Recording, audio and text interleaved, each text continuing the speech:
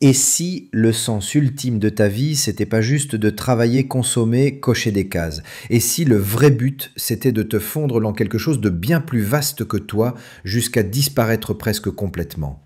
C'est ça, au fond, le cœur du mysticisme. Qu'il soit chrétien, soufi ou hindou, le mysticisme parle de la même soif, celle de s'unir à Dieu ou au divin ou à ce qu'on appelle parfois l'absolu. Dans le christianisme mystique, on parle de l'union à Dieu, une expérience qui dépasse les mots, où le cœur s'ouvre et s'oublie totalement dans l'amour divin. Chez les soufis, c'est la même danse, perdre son ego dans le tourbillon de l'amour jusqu'à ne plus faire qu'un avec le bien-aimé. Dans l'hindouisme, on parle d'Atman qui réalise qu'il est Brahman, l'âme individuelle qui se réveille à sa nature infinie. Ça peut paraître lointain, abstrait, presque irréel, pourtant cette quête habite l'humanité depuis toujours. Chercher plus que ce qu'on voit.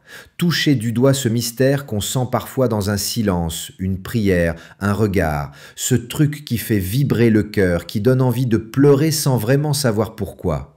Le mystique, c'est pas forcément un moine retiré du monde, c'est juste quelqu'un qui a soif d'absolu, qui refuse de se contenter des petites satisfactions passagères. Il veut aller au-delà, pas pour fuir la vie, mais pour la vivre plus profondément. Les mystiques disent souvent que ce chemin commence par un dépouillement. Il faut se vider de soi-même, de son ego, de ses prétentions, comme une goutte d'eau qui accepte de tomber dans l'océan et de perdre sa forme, pour découvrir qu'en réalité, elle a toujours été l'océan.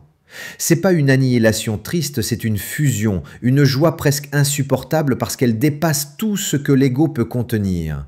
On n'est plus séparés, on n'est plus inquiet, on est juste là, unis à la source. Alors bien sûr, ça échappe à la raison. Ça ne se démontre pas, ça ne s'argumente pas, ça se vit ou ça reste un mystère. Mais imagine si, au lieu de chercher à tout contrôler, tout comprendre, tu te laissais simplement attirer par ce mystère, si tu acceptais de t'ouvrir à quelque chose qui te dépasse infiniment. Pas besoin d'y mettre un nom, pas besoin même d'y croire totalement. Juste faire silence, écouter et peut-être sentir que derrière le tumulte, il y a une présence, une unité, quelque chose qui t'enveloppe déjà. Peut-être que c'est ça, la vraie union mystique. Pas s'évader du monde, mais le voir soudain illuminé de l'intérieur, comme si tout, absolument tout, était déjà rempli du divin.